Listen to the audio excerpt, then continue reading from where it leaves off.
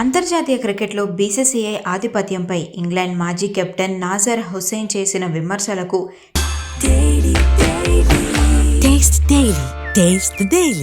Team India దిగ్గజం సునీల్ గవాస్కర్ తనదైన శైలిలో కౌంటర్ ఇచ్చారు. బీసీసీఐ తన అధికారాన్ని దుర్వినియోగం చేస్తూ ఇతర దేశాలను బెదిరిస్తోందని నాజర్ చేసిన ఆరోపణలను గవాస్కర్ తీవ్రంగా ఖండించారు. భారత్ క్రికెట్ ప్రపంచంలో శక్తివంతమైన దేశంగా ఎదగడాన్ని పాత ఆధిపత్య శక్తులు జీర్ణించుకోలేకపోతున్నాయి. అందుకే భారత్ ఏం చేసినా తప్పులు వెతుకుతూ ఈర్ష్యతో విమర్శలు చేస్తున్నారని గవాస్కర్ పేర్కొన్నారు. బీసీసీఐ ఇతర దేశాలను బెదిరిస్తోందన్న ఆరోపణలపై గవాస్కర్ 14 ఏళ్ల యువ సంచలనం వైభవ్ సూర్యవంశీ ప్రదర్శనను ఉదాహరణగా చెప్పారు. నిజమైన బెదిరింపు అంటే ఏమిటో తెలుసా?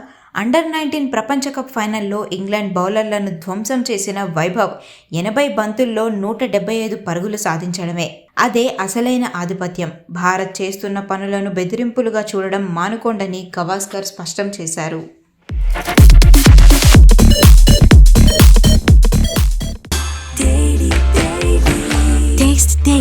Taste the Daily.